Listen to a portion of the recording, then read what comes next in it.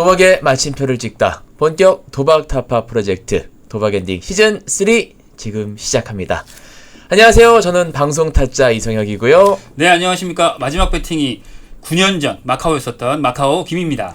마카오 김님, 네. 오랜만에 도박의 훈수 함께합니다. 맞습니다. 오늘 좀 주제가 좀 특별하다면서요? 네, 도박 문제를 겪으시는 분들의 가장 큰 고민, 네. 도박빚 아니에요, 도박빚. 돈 문제죠. 네. 네. 저 아직 도박빚 다 못 갚았잖아요, 저도. 9년이 지났는데요. 네, 아직도 갖고 있습니다. 아, 그만큼 심각합니다. 네. 네, 이 문제에 대해서 오늘 특별히 이 네. 도박빚을 어떻게 갚을 것인가, 그리고 어떻게 안전하게 갚을 것인가에 대해서 전문가 두 분을 모시고 오늘 얘기 한번 나눠보려고 합니다. 금전적인 부분에 있어서의 전문가분들을 모시고 네네. 조언을 듣는 시간이라고 보시면 되겠네요. 네, 소개를 좀 해주시죠. 재정 전문가시고요. 정승호 수석님 모셨습니다. 어서 오십시오.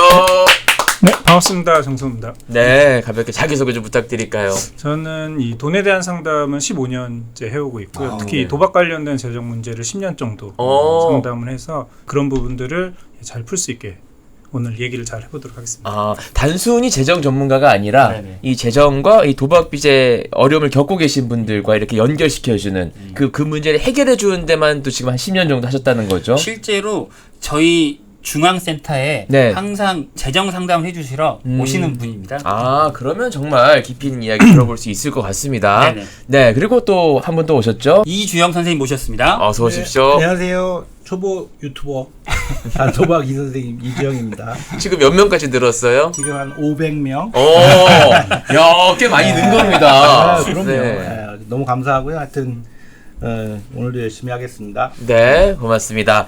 자, 오늘도 이제 사연이 먼저 도착해 있으니까 사연이 30대 가장 저와 비슷한 터지에 있는 연령대이기도 하고 가장이란 부분에 있어서 좀 마음이 쓰이기도 하는데 저희가 이제 빙의가 돼서 제가 먼저 사연을 소개해드리고 이야기를 좀 나눠보도록 하겠습니다. 네.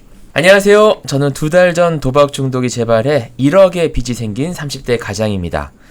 20대에 처음 도박을 접하고 수차례 재발을 겪다가 지금의 와이프를 만나 2년간 도박을 끊고 엔잡을 뛰며 도박 빚을 다 갚았고 마침내 작년에 결혼식을 올렸습니다. 내년이면 딸아이도 태어날 예정입니다. 아이가 태어나면 돈 들어갈 곳도 많을 테고 모아놓은 돈도 없다는 생각에 조급한 마음은 커졌고 결국 다시 도박에 손을 대게 됐습니다. 남은 건 도박빚과 고금리의 이자뿐입니다. 제가 너무 원망스럽고 후회가 됩니다. 단도박을 위해 다시 센터 상담과 단도박 모임에도 나가고 있지만 경제적인 문제가 여전히 저를 압박해 옵니다. 최근 상담사 선생님께 도박빚도 제도를 통해 구제받을 수 있다는 얘기를 들었습니다. 빚을 다 갚고 경제적 압박감에서 벗어나면 다시 도박에 손을 대는 패턴을 반복했는데 이번에도 또 그럴 수 있지 않을까 하는 불안도 마음도 듭니다. 재발 걱정 없이 안전하게 도박빚 구제받을 수 있는 방법 어디 없을까요? 라고 하셨습니다. 진짜. 네. 결혼도 하셨는데 하필이면 그러니까요. 또 딸도 태어나는데. 네, 가정을 지켜야 되겠다는 마음, 그리고 우리 태어날 아이와 함께 미래를 꾸려야 되겠다는 그 마음은 충분히 이해 가는데 일단은 현재의 이 부채 상황, 그리고 이분의 벌이 이런 것들 좀 구체적으로 한번 얘기를 좀 해주시죠. 네네. 1금융권, 2금융권에 5천만 원. 그리고 등록 대부업체 불법 아닙니다. 네. 여기에는 2,500만 원. 러시앤캐시 같은 곳이죠. 그렇죠. 네. 그다음에 불법 대부업체 500만 원 있으시고요. 그리고 지인들에게 지인 빚이죠. 2천만 원. 총 1억의 빚이 있으시고요. 네. 지금 현재 그리고 다행히 직장 생활을 하고 계세요. 300만 원의 월급을 받고 계시고 외벌이 중이십니다. 네. 집은 보증금 500에 월세 50만 원을 주고 살고 계십니다. 그리고 현재는 연체 2달째 이어가고 있는 중이시고요. 다른 재산은 아예 없다고 보시면 됩니다. 연체가 지금 2달째 되고 있다는 거, 이게 다시 도박에 손을 댄 이유가 또 아닐까 싶기도 합니다. 연체가 2달 되면 이제 집에 점점 날라오거든요, 봉투들. 이렇게 압박감 심하죠. 전화 오고 그러다 보면 네. 들키지 않을 수가 없어요. 요 구제가 가능할 수 있습니까? 일단 채무 상황이나 소득 현황에서는 특별히 문제되는 부분은 없으신데 네. 이분은 그동안의 대응 문제가 굉장히 크셨던 걸로 보이고요. 왜냐하면 이분 소득에 비해서 현재 채무도 충분히 많거든요. 그러니까 이 얘기는 뭐냐면 이전에 부모님이 잘 갚아주셨어요. 굉장히. 그래서 이분 신용이 도박을 해서 재정적인 심각한 문제가 생겼음에도 불구하고 아무 문제가 없는 거죠. 신용이 높게 유지되니까 지금처럼 많은 재원을 끌어오실 수 있었고 네. 지인빚도 여전히 있는 거 보면 이전에도 아마 사적 채무가 있으셨을 거거든요. 대부분. 근데 네. 그것도 부모님이 다 상환을 해주신 걸로 보이는 거죠. 부모님이 대리 변제를 해주다 보니까 내 신용에 문제가 없었던 거죠. 신용이 오히려 좋아지는 거죠. 점수가 계속 높은 상태로 유지하다 보니까 계속해서 잘 빌릴 수 있었던 상황. 지금은 굉장히 악재로 작용을 한 겁니다. 그래서 네. 이제 도박 문제 해소하실 때 우리가 이제 여기서 얘기하시는 채무조정 제도가 되게 다양하게 있는데 신용 점수를 유지할 수 있는 채무조정 제도가 있거든요. 근데 네. 중독자분들은 그걸 피하셔야 됩니다. 그게 오히려 독이 되는 경우가 훨씬 많으셔서 네. 내 신용을 끝까지 내릴 수 있는 마음을 먹으셔야 되고요. 이분도 사연에서 보면 도박이 재발하는 패턴을 반복하고 있고 안 하고 싶다라고 하시거든요. 아마 의지는 그러시겠죠, 현재는. 맞아요. 근데 모두 아시는 것처럼 이게 도박 문제라는 게 내가 뭐 나는 이번 달 열심히 했으니까 이번 달 말에 도박해야지 이렇게 안 하시거든요. 그렇죠. 어느 날 갑자기 훅 들어오시죠. 네네. 근데 그 훅 들어왔을 때 재정적으로 채무를 더 만들 수 없는 상황을 만들어 놓으시면 일이 터지더라도 소액으로 우리가 다시 갈무리를 할 수 있고 네. 할 수 있는데 이분처럼 이제 대리 변제 받으신다든지 이런 것들을 해 놓으시면 되게 힘들어지는. 이준 선생님 네. 어떠세요? 이 선생님의 지금 상황, 이 상황을 어떻게 총체적으로 보십니까? 일단은 뭐 드러난 그 내용이 저기 자세한 것까지는 뭐 아내나 금전관리자는 어떻게 하고 그 전에 단도박을 어떻게 했는지까지는 안 나와 있어서 이제 좀 제 나름대로 이제 생각을 해본다면은 2달 전에 재발을 한 상태니까 심리적으로 매우 불안한 상태겠죠. 그리고 2달 정도 지났지만 이제 어떤 전문적인 상담을 받으면서 처음으로 이제 부채 도박빚도 뭐 제도를 통해서 상환할 수 있다는 사실을 이제야 알게 되신 것 같아요. 네. 본인이 그 제도를 쓰고 싶어하는 마음이 크다고 전 느껴지는데 이게 쉬운 건 절대 아닙니다. 적금을 3년씩 부어본 적도 없는 분들이 빚을 어떻게 3년, 5년을 갚습니까? 좀 초반에 여러 가지 진행되는 그 과정 자체를 충분히 설명을 듣고 잘 선택을 해야 된다. 너무 급한 마음에 그것을 덥석 물어버릴 경우에는 네.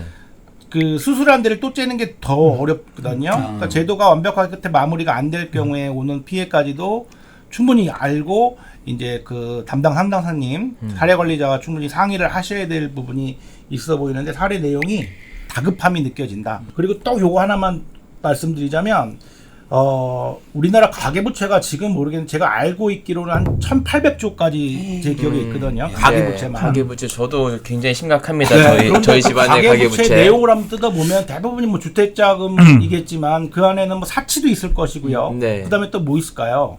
뭐 창업 비용도 있겠죠. 네. 그다음에 뭐 정말 피해자들, 네. 뭐 보증 잘못 서신 분들, 그리고 또 요즘 들어서 보이스피싱. 뭐 더 안타까운 빚은 수없이 많아요. 우리 도박빚만 안타깝지 않습니다. 그런데 네.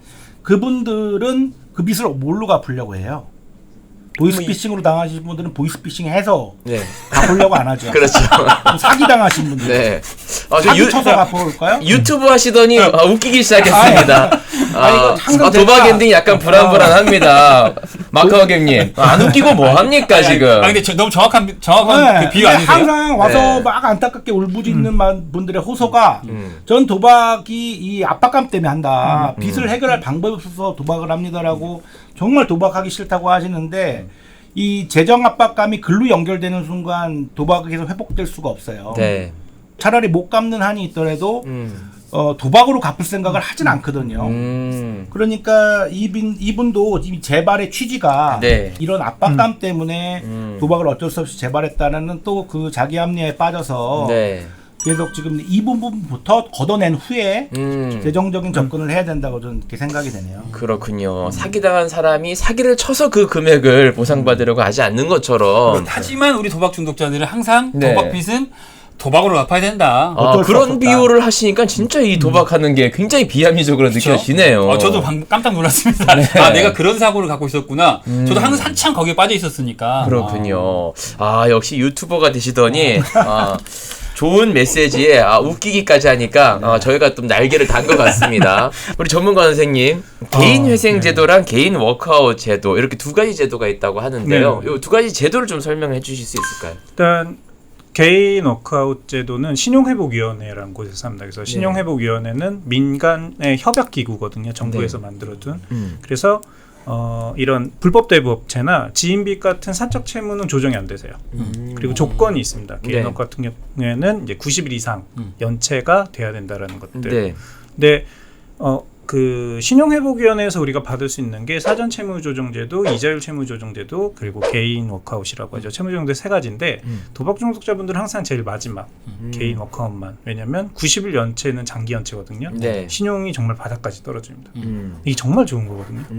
아 정말 좋은 거라고? 그럼요. 아, 예. 상담을 하다 보면 그런 얘기 되게 많으세요. 내가 취업을 해야 되는데 혹은 뭐 학생인데 뭐 직장에서 문제가 되지 않을까. 아, 신용이 떨어지면 회사에서 내 신용 금융신용을 알 필요가 없거든요. 아. 취업하는 기관에서도 우리가 은행이나 보험사나 증권사처럼 금융기관에 취업하는 게 아니다.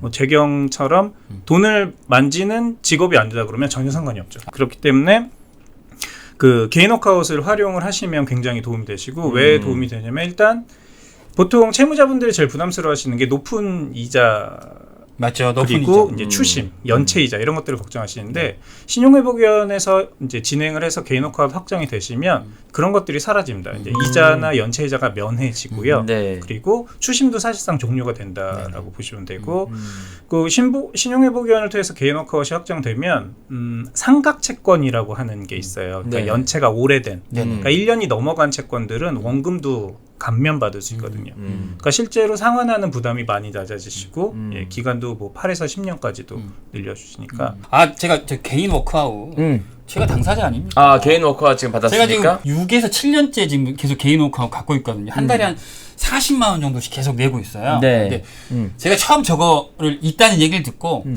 이게 될까? 그때가 한 연체가 한 1년, 2년? 한 2년 정도 이미 되어 있는 연체들을 가지고 저기 찾아갔었거든요. 네. 아, 나 직업도 없는데. 그때 대리운전하고 있을 때니까 네, 증명할 네. 데가 없잖아요. 네. 될까? 받을 수 있을까 하고 갔는데 웬걸 제일 좋았던 게 뭐냐면 신청을 했더니 그 심사 기간에도 추심이 멈췄어요. 심사 중인데 이게 된다 안 된다가 나오기 전부터. 그 심사 기간이 한 달에서 한 2달 있거든요. 네. 근데 추심이 딱 멈춘 거예요. 그때부터 사실 마음이 조금은 좀 편해지긴 했어. 그리고 나서 실제로 심사돼서 통과가 됐어요. 네. 개인 워크아웃을 8년 동안 갚아라. 총 빚이 제가 한 4천에서 5천 정도 됐었던 것 같은데 네. 실제로 말씀하신 것처럼 연체 이자부터 고이율의 이자 다 감면해주고 거기에서 저는 원금도 한 20-30%가 깎였던 걸로 기억해요. 그걸로 지금 8년째 갖고 있는데 저는 진짜 개꿀이다. 이거 꼭 네네. 연체 이자 3개월 이상 그 이율이 그 연체가 되셨다면 반드시 알아보시고 특히나 도박 문제를 겪었던 여러분들이 대부분 저처럼 기간이 좀 오래되면 네. 직업 생활을 못 하시는 분들이 꽤 많거든요. 그렇죠. 네. 그러면 제가 개인 워크아웃을 받을까 회생을 받을까 굉장히 고민하다가 워크아웃으로 간 이유가 딱 거기 있거든요. 직장이 없었어요. 그래서 네. 워크아웃을 갔는데 근데 회생은 그게 안 되더라고. 제가 듣기에 회생이 네네네. 조금 더 감면받을 수 있거나 그럴 수 있는 폭이 훨씬 더 크다고 들었거든요. 크긴 큰데 이제 직업이 있어야 되는군요. 그렇죠. 네. 그러니까 이 부분에 대해서 한번 차이를 좀 한번 확인을 해보겠습니다. 근데 그 개인 워크아웃도 소득이 사실 있으셔야 돼요. 음. 소득이 없으면 이제 협약이 안 되는. 그렇죠. 근데 다만 제가 취업 증명서 같은 걸 네네, 띄어갈 필요는 맞습니다. 없더라고요. 네. 그냥 제가 대리운전을 하고 있다라고 하니까 소득만 증명하면 그 정도로만 충분히 증명이 돼서 이게 일용직을 하더라도 이렇게 맞죠. 3.3% 같은 걸 떼니까 네네네. 이게 기록은 다 남아있을 거 아닙니까? 그리고 이렇게 그 사업자 확인서만 있어도 소득 인정을 해줍니다. 음. 입금 내역이랑 이런 부분. 네네네네.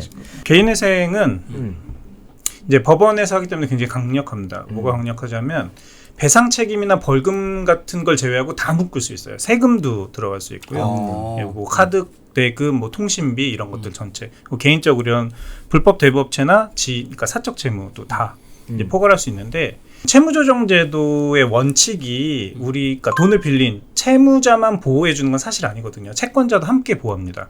그래서 사유가 있을 경우에 이제 그 감면율을 낮춰주는데 도박 같은 경우에서는 회생에서 굉장히 엄격하게 봅니다. 그래서 감면율이 사실 높지 않고요. 대부분 이제 100%에 근접하는 상환 계획을 내라는 경우가 대부분이고, 어. 이거는 이제 이 부분이 왜 제일 크냐면 소액 답건 채무가 대다수인데 대부분 돌리세요, 대출을. 네. 받아서 갚고 또 돌리고 이렇게 돌리시니까 그렇죠. 네. 회생 들어가는 시점에 대부분 최근 채무가 됩니다. 아. 너무 최근 채무니까 법원 입장에서는 그 상환하려는 노력이 충분치 않다라고 보니까 거기다 사유가 원발 사유가 도박이에요.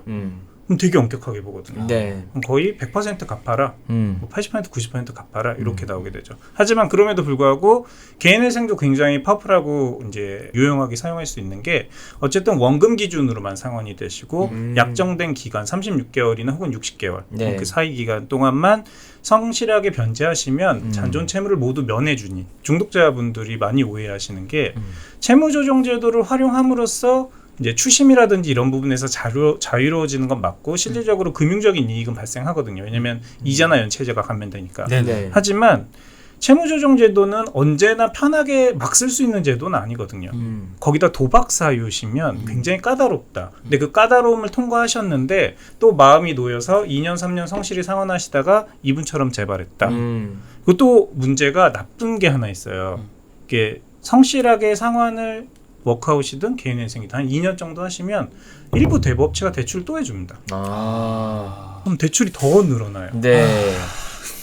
그럼 사실 나는 지금 내 소득에서 최저 생계비 제외한 나머지를 변제하고 있는데 신규 대출이 생겨서 정상 변제 굉장히 어렵거든요. 네. 그럼 결국 어그러지는 거죠. 그럼 깨지게 되면 어떻게 되죠?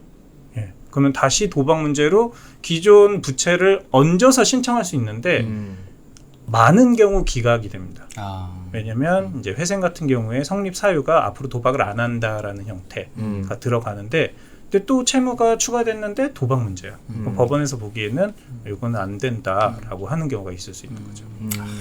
이거는 굉장히 주의를 좀 해야겠네요. 회생이나 이런 구제책을 쓰면서 이런 제도를 이용하면서 신용도가 올라가서 또다시 대출을 받을 수 있는 이 위험성이잖아요, 사실은. 요거 좀 막을 수 있는 꿀팁 같은 거 없으실까요, 선생님? 요즘에는 신용 회복 제도만 갖고 있는 분들에 한해서 빚을 빌려주는 대부업체들이 있어요.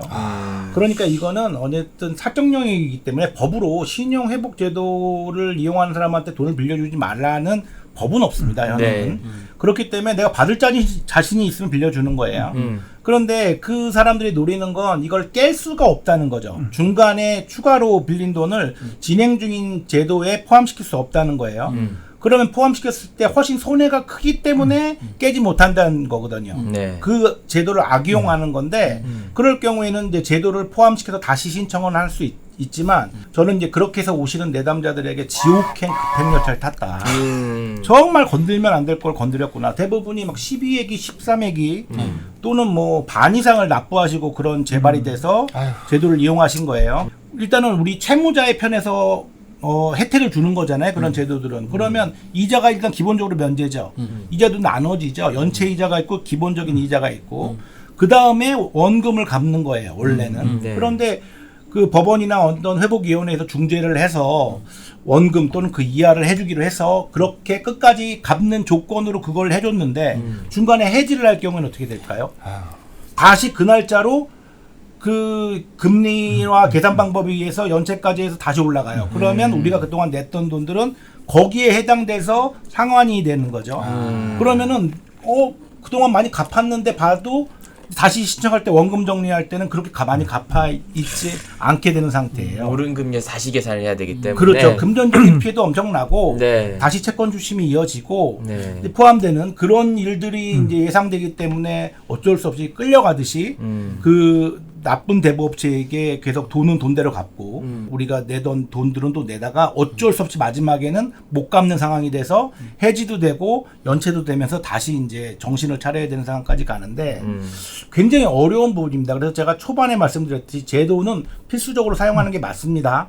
그런데 맨 마지막에 단도박에 대한 우리의 어떤 심리적 정서적인 안정이 취해진 후에 네. 내가 일정 금액을 갚을 수 있겠다. 가능한 오랜 기간 마카오김처럼 작은 금액을 갚아라. 그런 말을 하거든요. 단도박 모임 가면은. 네. 그리고 평균 그 사람의 소득이나 부채 규모와 상관없이 보통 평균 10년이에요. 예, 그 소득은 소득에 맞게끔 네. 우리가 부채가 생기니까. 그런데 우리가 평상시에 일반적으로 빚 갚은 거는 제일 나쁜 방법이겠죠. 조금씩 질질질질 갚는다는 게. 그런데 한 번에 확 갚아야지 빚은. 그렇게 하면 못 갚는다. 그렇게 어른들이 얘기를 하시거든요. 네. 이 악물고 그냥 쓰리잡 포잡 뛰어가면서 빨리 갚아야지. 근데 그렇게는 우리는 절대 안 되죠. 바로 추심이 들어온다. 바로. 그래서 이분이 만약에 급여가 있고 계좌가 있고 자산이 있다 그러면 이제 강제집행도 되게 빨리 들어올 거고요. 쭉쭉쭉 진행이 돼요.